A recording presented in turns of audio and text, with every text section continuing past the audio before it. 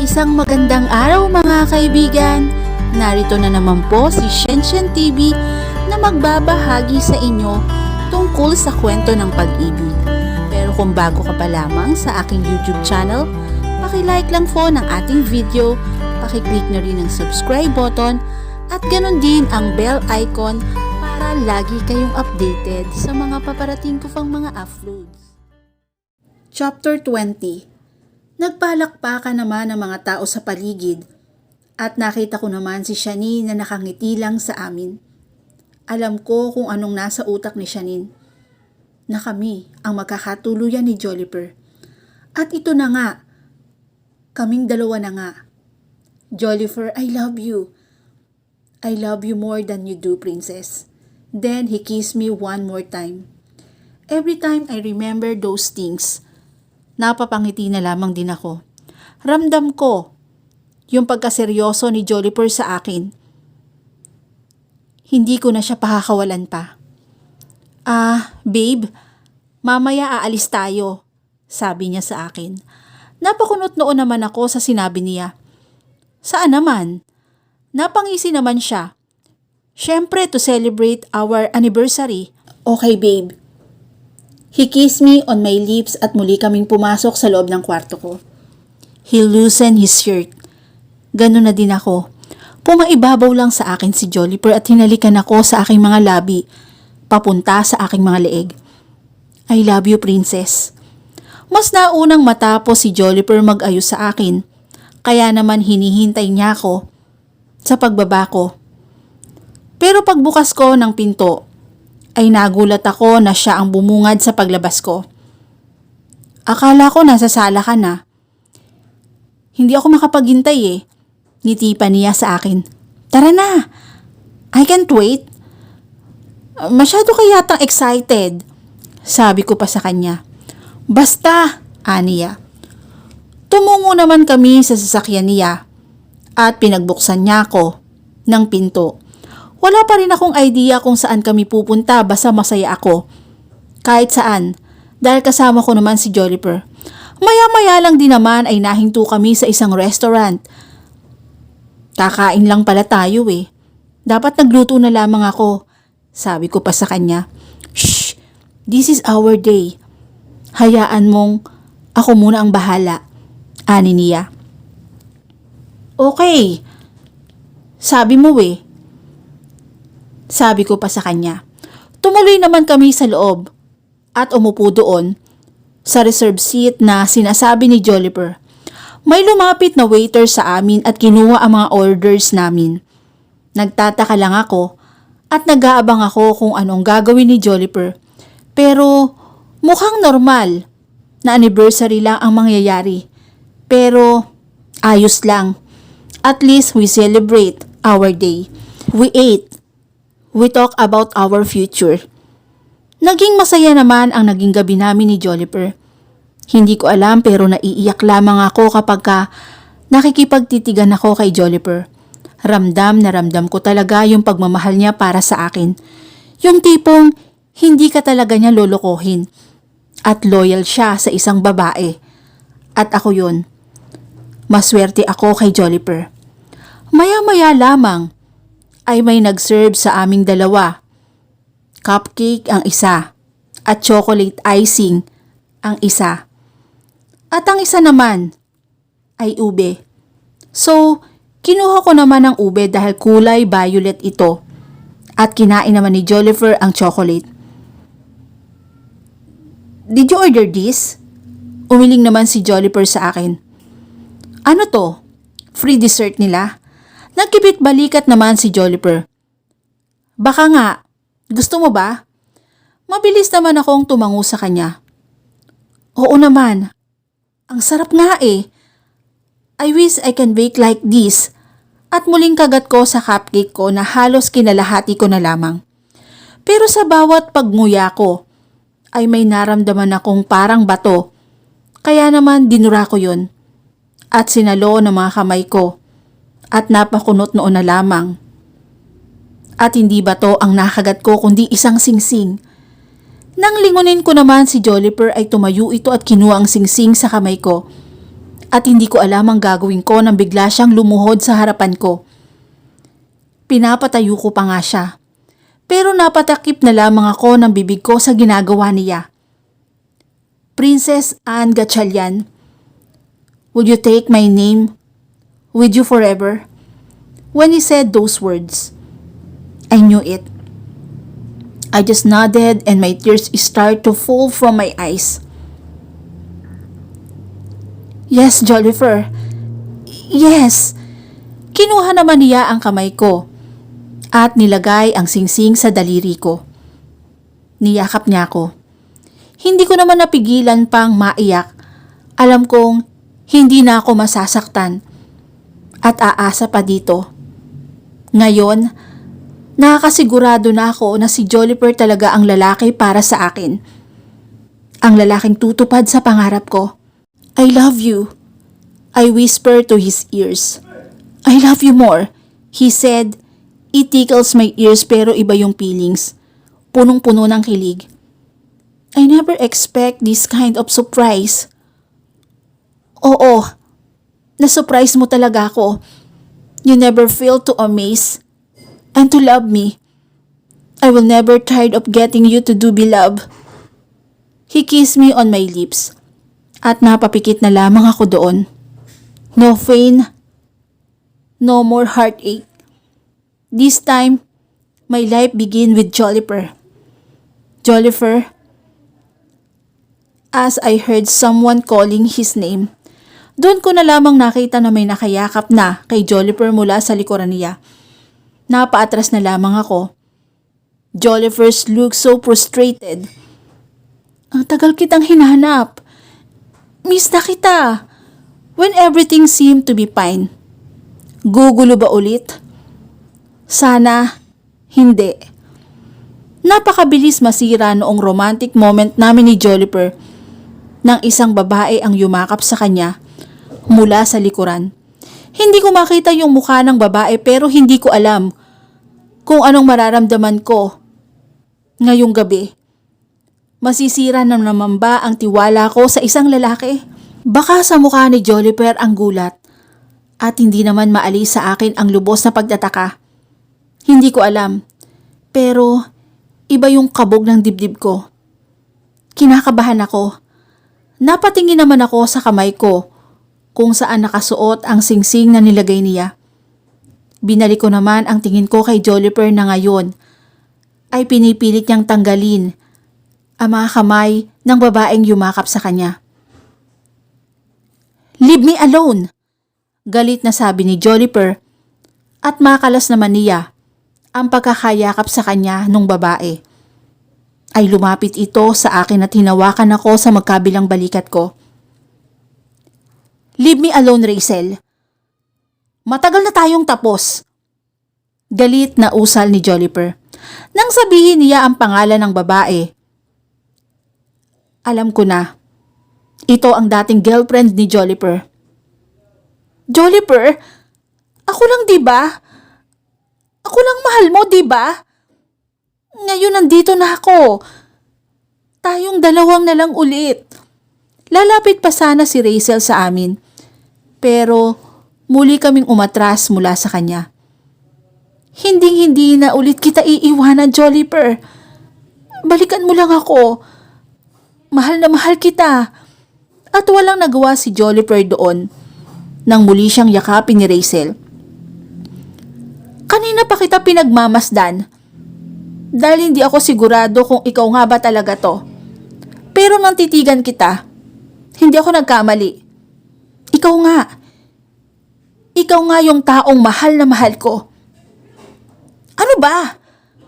Galit na sigaw ni Jollifer. Wag na wag kang lalapit sa akin. Matagal na tayong tapos, Rachel.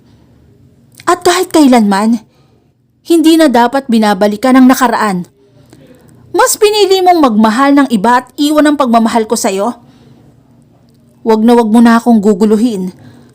Please lang, wala na tayo. Nanatili lang akong tahimik. Agaw rin sila ng atensyon. Umiiyak na si Rachel. Tama nga naman kasi si Jollifer. Kapag iniwan ka na at pinagpalit ka na, hindi yun para sa'yo. So Rachel, ako ang nararapat para kay Joliper. Ang tagal kitang hinanap, Joliper. At ngayon nagkita na tayo. Huwag ka nang umalis. Aniya. Wala akong pakialam, Rachel. Wala ka nang babalikan pa. Ikakasal na ako. Inangat ni Rachel ang kanyang ulo at binaling ang tingin sa akin. Matagal na ang panahon na yon, Rachel. Matagal ka na rin nawala sa buhay ko. At sa sinabi ni Joliper ay tumalikod kami mula kay Rachel. Sa paglabas namin ng restaurant, ay niyakap ako ni Joliper. Mahigpit. Napaiyak na lamang ako sa ginawa niya. Niyakap ko rin siya ng mahigpit. Pinagtanggol niya ako kung anong meron kaming dalawa. Ako ang pinili niya. Princess, kahit anong mangyari, ikaw at ikaw pa rin. Hindi ko maimulat ang mga mata ko, pero hindi ko alam dahil ang gaan ng dibdib ko. Akala ko, muling gugulo ang lahat. Akala ko masisira na ng tuluyan at aalisin sa akin ang happy ending ko, pero hindi pala. Joliper, bakit ako? Bakit mas pinili mo ko kaysa sa taong mahal mo? Hinawakan niya ako sa magkabilang pisngi ko. Ang mga mata niyang nangungusap na nakatingin ay diretso sa aking mga mata. Pinili kita dahil mas mahal kita pa. Ikaw na rin ang nagsabi na mahal ko siya noon. At noon lang yon. Ngayon ay ikaw na at magpakailanman. Ikaw lang ang babaeng mamahalin ko ng ganito. Hindi kita iiwan. Hindi kita lolokohin. May kasal na matutuloy gaya ng pinapangarap mo noon. Niyakap ko na lamang siya. Iba nga si Joliper kaysa kay Jabinel. Kaya ititigil ko na rin ang pagkukumpara sa kanilang dalawa. Si Joliper ngayon at magpakailanman. Mabilis man nangyari ang lahat, siya pa rin hanggang huli at hindi na magbabago yon. Joliper, muli kaming napatingin kay Rachel. Umiiyak pa rin siya. Ano bang kailangan mo, ha? Layuan mo na kami. Ikaw ang kailangan ko. Lalapit sana ako kay Rachel, pero pinigilan ako ni Joliper. Pero hinayaan pa rin niya ako sa kung ano man ang gagawin ko. Nilapitan ko naman si Rachel at niyakap. Inaasahan ko na sasaktan ako nito o kung anumang balak niya sa akin, pero wala siyang ganti, kundi patuloy lang siya sa kanyang paghikbi. Hinagod ko naman ang likod niya. Rachel, if you choose to be with someone else na may mahal ng iba, it's not right to be back when he's in love. Siguro nga mali ka ng taong minahal, pero tandaan mo, hindi ka nag-iisa. Dumaan din ako sa ganyan. Naiwanan, kaya ngayon, mas piliin mo na lamang na maging masaya si Joliper. Umalis ako sa pagkakayakap sa kanya. You can be friend with him again. Wala akong tutol doon. Princess, tawag ni Joliper sa akin.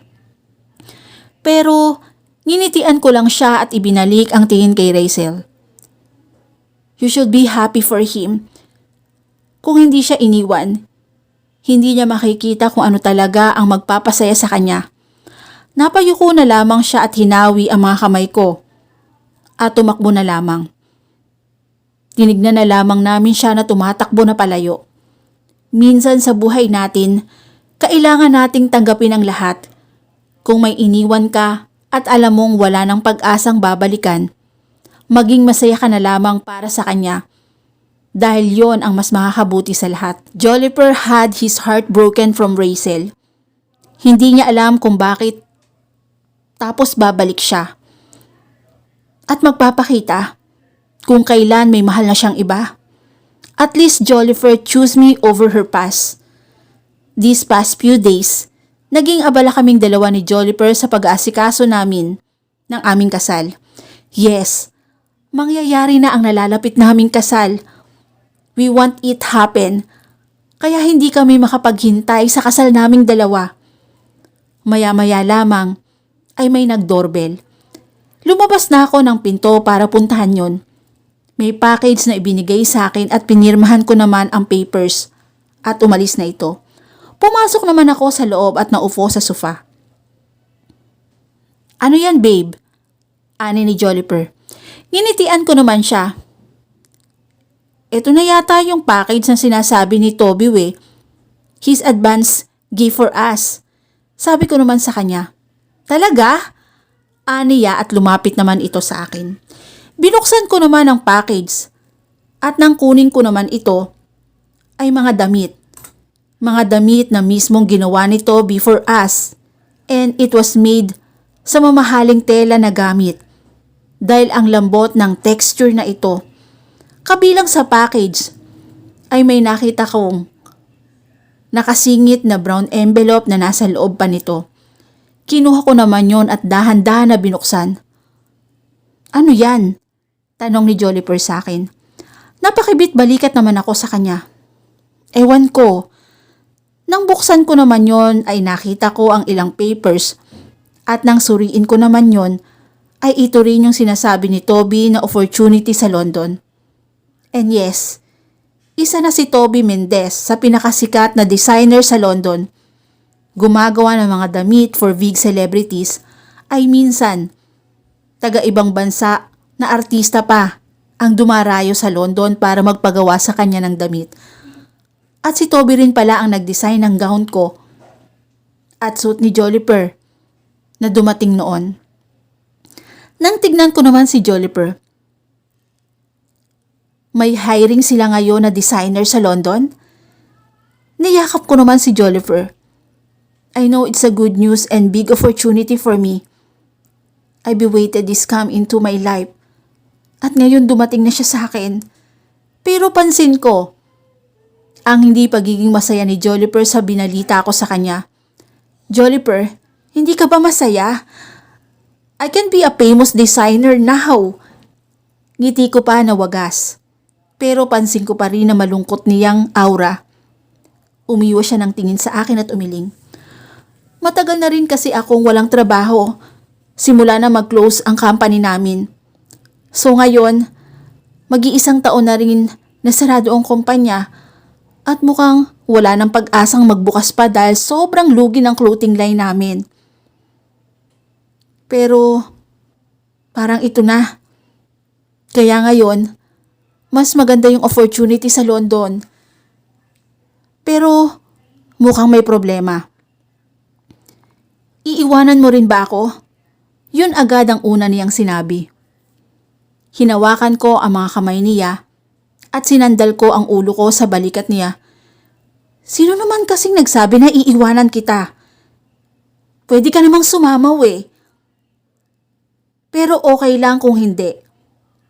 Mas masaya pa rin yung kasama kita. Dahan-dahan naman niya akong nilingon. Gusto mo ba talaga? Napabuntong hininga naman ako at dahan-dahan na tumango sa kanya. Pero okay lang kung hindi. Okay lang talaga, babe. Pero agad naman niya akong niyakap. Go. Chase your dream. He whispered to my ears. Medyo napalayo naman ako ng kaunti sa kanya. Napakunot noon na lamang din. Anong ibig sabihin mo? Na pinapayagan mo ko? Babe, okay lang talaga kung hindi. Masaya naman akong kasama kita Pero tumayo lang siya at tumungo sa hagdan, papunta sa kwarto niya. Naiwan naman ako sa sopa.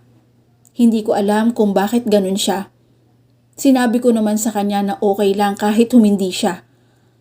Agad ko namang tinawagan si Toby. Nakailang calls pa ako bago niya sinagot yun. Oh, napatawag ka, princess. Wait, did you receive the second package na pinadala ko? Oo, did you see the application form? He said. I see. Yes, Toby. And thank you for sending me this pero mukhang hindi ko siya matatanggap Maybe soon but not now. O bakit? Sayang. Pero sige, sa susunod na lang ulit. Thank you ulit. Nang binaba namin ang telepono, ay tumuloy na ako sa kwarto ni Joliper. Hindi naman ito nakalak kaya tuloy-tuloy na ako. Nakita ko naman siyang nakahiga. Kaya naman hinigaan ko siya. Nagulat pa siya nang makita ako. Halata ko naman na pilit yung mga ngiti niya pero hindi ko na masyadong pinansin kundi hinalikan ko siya. Princess, anong ginagawa mo rito? Tanong nito sa akin. Ayaw mo ba? Ngisi ko pa sa kanya. Sa pagkakasabi ko noon, ay agad kaming nagpalit ng pwesto. Siya na ngayon ang nasa ibabaw ko at hinahalikan ako. Napaungol naman ako sa sarap at hagod ng kanyang mga labi. Pero napamulat na lamang ako ng mga mata nang itigil niya yon. At dito na po nagtatapos ang chapter 20 ng aking kwento. Muli po, maraming salamat po and God bless all.